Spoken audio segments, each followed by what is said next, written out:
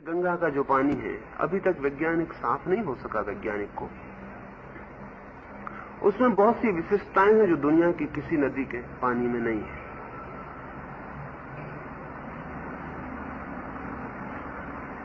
और दुनिया की नदियों के पानी में न हो, लेकिन ठीक गंगा के बगल से भी जो नदी निकलती उसके पानी में भी नहीं, ठीक उसी पहाड़ से जो नदी निकलती उसके पानी में भी नहीं। एक ही बादल दोनों नदियों को पानी गिराता है और एक ही पहाड़ का बर्फ पिघल के दोनों नदियों में जाता है, फिर भी उस पानी में वो क्वालिटी नहीं जो गंगा के पानी में।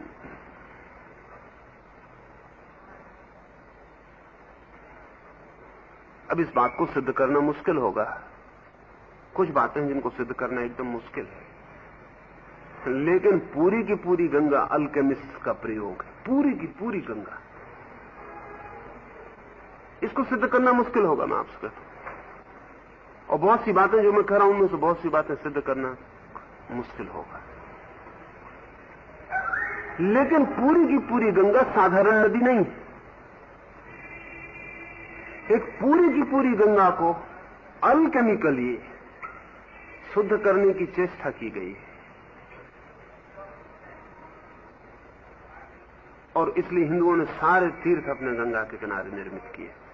एक महान प्रयोग था गंगा को एक विशिष्टता देने का, जो कि दुनिया की किसी नदी में नहीं है।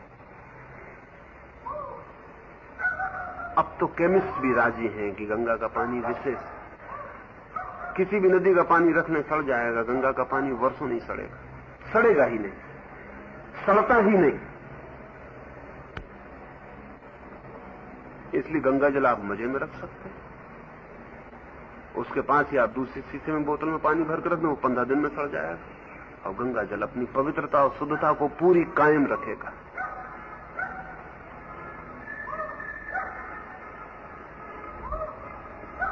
किसी भी जल में और किसी भी नदी में आप लाशें डाल दें, वो नदी गंदी हो जाएगी।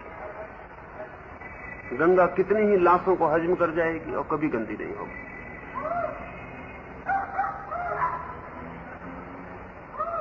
एक और हैरानी की बात है,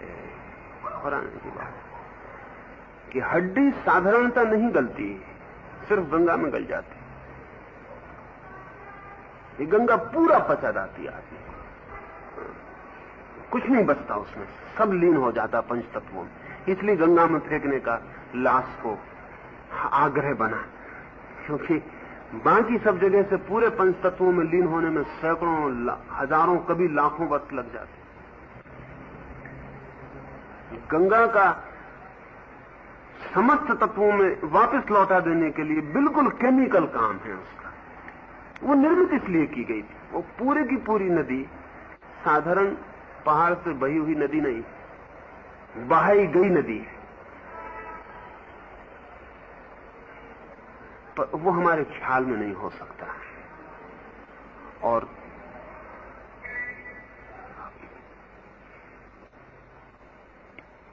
गंगोत्री बहुत छोटी सी जगह है जहां से गंगा बहती है।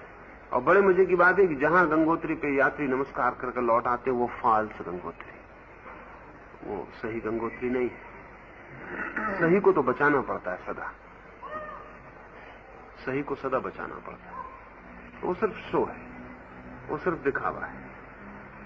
जहां से यात्री को लौटा दिया जाता है वहां से नमस्कार करके लौटा। सही गंगोत्री को तो हजारों साल से बचाया गया और इस तरह निर्मित किया गया कि वहां साधारणता पहुंचना संभव नहीं है। सिर्फ एस्ट्रल ट्रेवलिंग हो सकती है सही गंगोत्री पर, सशरीर पहुंचना संभव नहीं है। जैसे मैंने कहा कि सूफियों का ये नगर है, इसमें सशरीर पहुंचा जा सकता है। इसलिए कभी कोई भूल चूक से भी पहुंच सकता है। यानी कोई खोजने वाला चाहे ना पहुंच सके, क्योंकि खोजने वालों को आप धोखा दे सकते, गलत नक्शे पकड़ा सकते, लेकिन जो खोजने नहीं निकला है अकारण पहुंच जाए तो उसको आप नहीं धोखा दे सकते, वो पहुंच सकता है। तो गंगोत्री पर पहुंचने के लिए सिर्फ सूक्ष्म शरीर में ही पहुंचा जा सकता, इस शरीर से नहीं पहुंचा जा सकता। इस तरह का सारा इंतजाम।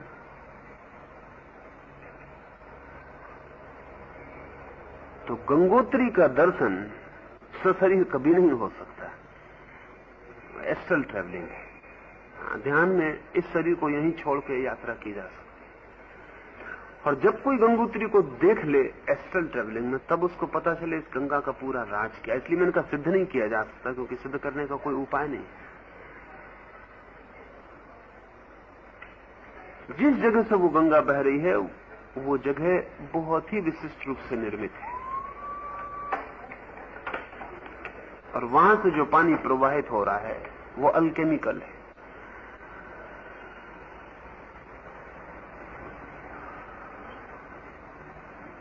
और वो अल्केमिकल धारा के दोनों तरफ हिंदुओं ने अपने तीर्थ खड़े किए। अभी जान के हैरान होंगे कि हिंदुओं के सब तीर्थ नदी के किनारे और जैनों के सब तीर्थ पहाड़ों पर।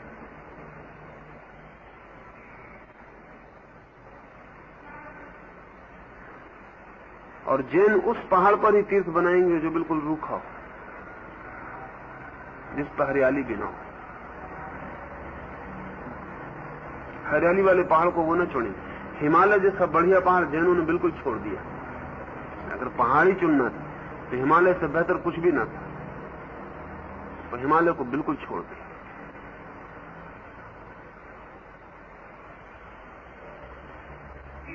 सूखा पहाड़ चाहिए, खुला पहाड़ चाहिए, कम से कम हरियाली हो, कम से कम पानी हो। क्योंकि जैन जो प्रयोग कर रहे थे, जैन जिस अल्केमी पे प्रयोग कर रहे थे, वो अल्केमी शरीर के भीतर जो अग्नि तत्व है उससे संबंधित है, और हिंदू जो प्रयोग कर रहे थे वो अल्केमी शरीर के भीतर जो पानी तत्व है उससे संबंधित है। दोनों की अपनी कुंजियां हैं और अलग है।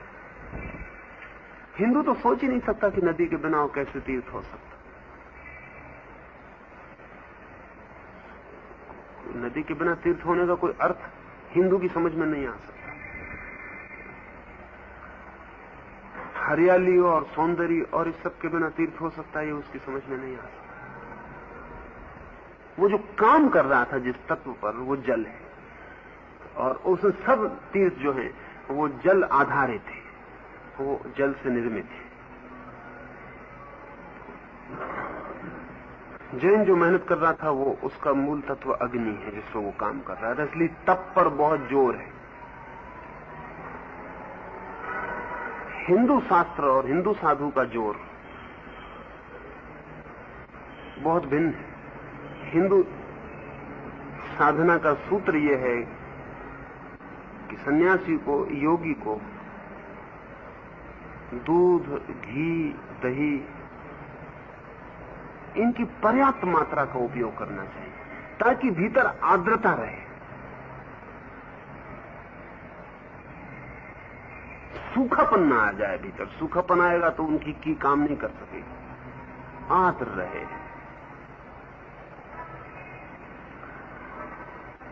जैन का सारी की सारी चेष्टा ये कि भीतर सब सूख जाए, सब सूख जाए भीतर, आर्द्रता रहे ही नहीं। इसलिए अगर जैन मुनि ने स्नान भी बंद कर दिया तो उसके कारण है सब। उतना भी नहीं पानी का उपयोग करना। अब आज वो सिवाय गंदगी के कुछ नहीं दिखाई पड़ेगा। वो जैन मुनि भी नहीं बता सकता कि वो किस लिए नहीं नहा रहा है, वो किस लिए नहीं नहा रहा है, कहे के लिए वो परेशान है बिना नहाए, या क्यों चोरी से स्पंज कर रहा है, उसको कुछ पता।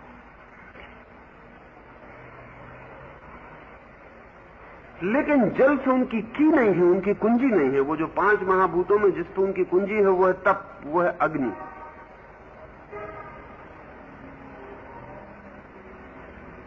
तो सब तरफ से भीतर अग्नि को जगाना है। ऊपर से पानी डाला तो वो अग्नि को जगाने में बाधा पड़ेगी, उसको सब तरफ से जगाना है। इसलिए सूखे पहाड़ पर जहां हरियाली नहीं, पानी नहीं, जहां सब तप्त है, वहां जैन साधक खड़ा रहे। वो धीरे धीरे पत्थरों में ही खड़ा रहेगा। जहां सब बाहर भी सूखा हुआ है। दुनिया में सब जगह उपवास है, लेकिन सिर्फ जैनों को छोड़कर उपवास में पानी लेने की मनाही कोई नहीं करेगा। सब दुनिया में उपवास है, सब चीजें बंद कर दो, पानी जारी रखो। सिर्फ जैन हैं जो उपवास में पानी का भी निषेध करेंगे कि पानी नहीं। साधारण ग्रस्त के लिए भी कहेंगे कि और नहीं हो सकता तो कम से कम रात का पानी त्याग कर दो।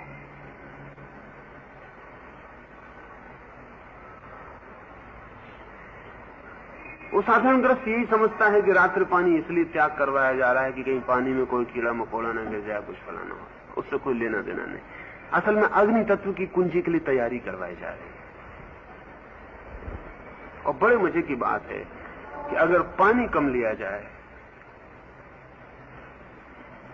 अगर कम से कम न्यूनतम जितना महावीर की चेष्टा उतना पानी लिया जाए,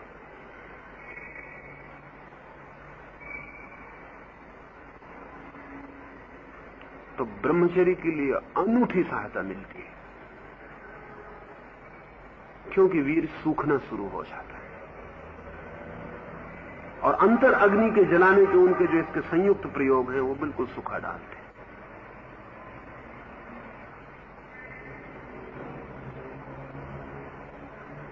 जरा सी भी आर्द्रता वीर को प्रवाहित करती है, तो उनकी कुंजी जो है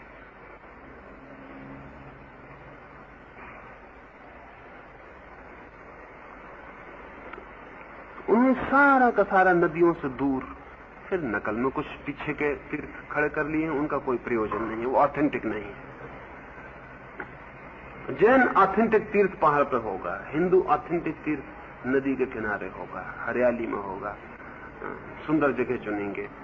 जैन जो भी पहाड़ चुनेंगे वो कई हिसाब से कुरूप हो, क्योंकि पहाड़ का सौंदर्य उसकी हरियाली के साथ खो जाता है।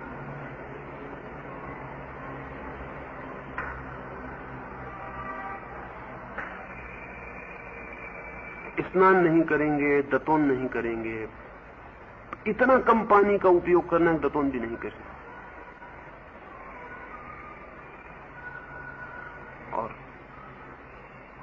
अगर ये पूरी बात समझ ली जाए उनकी, तो फिर उनके जो सूत्र हैं वो कारगर होंगे, नहीं तो नहीं कारगर होंगे। क्योंकि वो जब भीतर की अग्नि भड़कती है, और भीतर की अग्नि के भड़काने का ये नेगेटिव उपाय है कि पानी का संतुलन तोड़ दिया जाए। इन सारे तत्वों का भीतर एक बैलेंस है, इस मात्रा में भीतर पानी, इस मात्रा में अग्नि, इन सब का बैलेंस है। अगर आपको एक तत्व से यात्रा करनी है तो बैलेंस तोड़ देना पड़ेगा और विपरीत से तोड़ना पड़ेगा। तो जो भी अग्नि पर मेहनत करेगा वो पानी का दुश्मन हो जाएगा, क्योंकि वो पानी जो है वो जितना कम हो जाए उसके भीतर उतना उसका अग्नि का संचार हो जाएगा।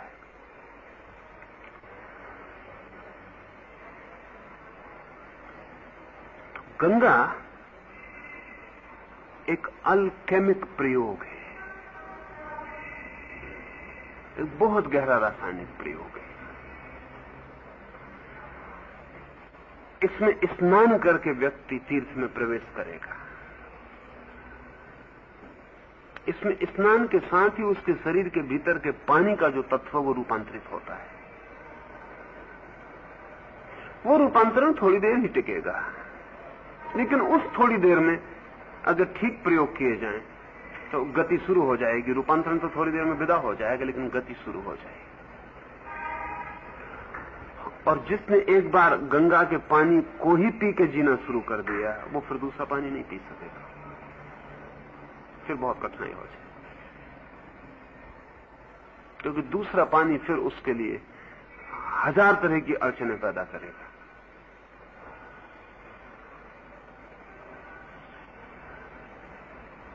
और भी बहुत जगह इस तरह गंगा जैसा गंगा पैदा करने की कोशिश की गई, लेकिन कोई भी सफल नहीं। बहुत नदियों पर प्रयोग किए गए हैं, वो सफल नहीं हो सके, क्योंकि पूरी कुंजियां खो गई हैं। छोटा मोटा लोगों को ख्याल है कि क्या किया गया होगा, वो भी मैं नहीं जानता कितने लोगों को ख्याल है। शायद ही 2-4 आदमी हो जिनको ख्याल हो कि अल्केमी का इतना बड़ा प्रयोग हो सकता है।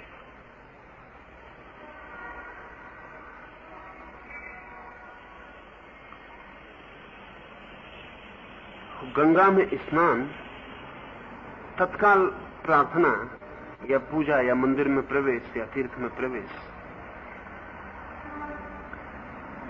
ये पदार्थ का उपयोग है अंतर यात्रा के लिए।